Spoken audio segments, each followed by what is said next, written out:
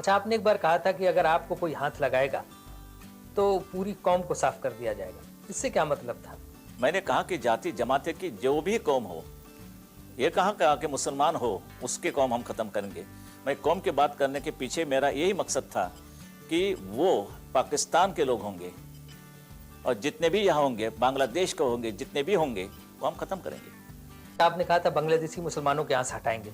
जहाँ जहाँ मिलेंगे वहां से हटाएंगे, पाकिस्तान के हो या बांग्लादेश के हो।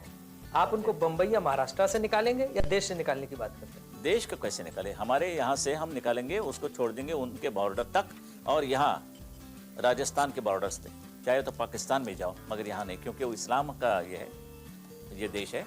जाओ वहाँ जाके नमाज पढ़ो आराम से। आम मुसलमान आपसे डरा रहता है, उसको लगता है कि आप उसके मुसलमान खिलाफ की हैं। मैं बात नहीं कर रहा हूँ, मैं उसी मुसलमान की बात कर रहा हूँ जो प्रो पाकिस्तान है। मुसलमानों की एक और बात से तकलीफ हुई जब बाबरी मस्जिद गिरने के बाद आपने कहा कि इसे मैंने गिरवाया। मानो कि भाई बाबरी मस्जिद गिराने के बाद इनको तकलीफ होती है, तो विस्फोट की बात क्या करें, कैसे करें? भाई ये हमारे देश की बात है, यानी कि जो हमारी भावनाएं हैं राम और कृष्ण के बारे में, तो एक अयोध्या, काशी और मथुरा, बाकी कुछ नहीं चाहिए हमको, रख दो आपके पास। तो मथुरा काशी के लिए आंदोलन कब करेंगे? आंदोलन का क्या सवाल है? चलो गवर्नमेंट ले आइए दिल्ली में, सेंट्रल गवर्नमेंट, और वो हिम्मत नहीं कहे बताएं तो हमें उनके खिलाफ भी लड़ना पड़ेगा, कोई भी हो, वो बीजेपी की गवर्नमेंट हो तो भी मैं लड़ूंगा। बीजेपी कहती कि मथुरा और काशी तो मेरे एजेंडा में है ही नहीं। हम लिख देंगे वो एजेंडा, हम लिखेंगे काशी और मथुरा का नाम, मैं करूंगा वो। मुसलमानों की भावनाओं को ठेस नहीं पहुंचेगी? भाई ये देश किसका है ये पहले बताइए। मुसलमानों को पाकिस्तान मिल गया है, हमें हमारा जो बाकी बात रही वो हिंदुस्तान है।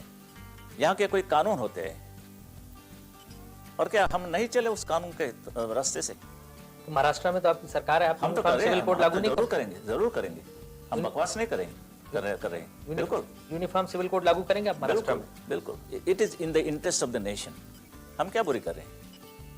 कोई सरकार तो कोई उखाड़ नहीं दे रहा है, तो anything that interest, it is in the interest of the nation हम तो करें। कैसे रोकेंगे? कौन रोकेगा?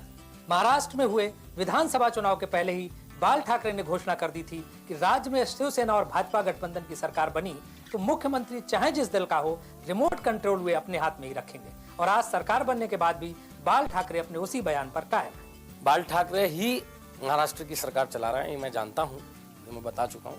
और बाल ठाकरे आज वहाँ बेताज बादशाह हैं, इससे कोई इनकार नहीं कर सकता। बिल्कुल नहीं, वो हमारे बहुत बड़े नेता हैं और अनुभवी नेता हैं, वो हमारे हाईकमांड हैं, इसलिए हमें मार्गदर्शन करते हैं, लेकिन प्रत्यक्ष हस्तक्षेप होने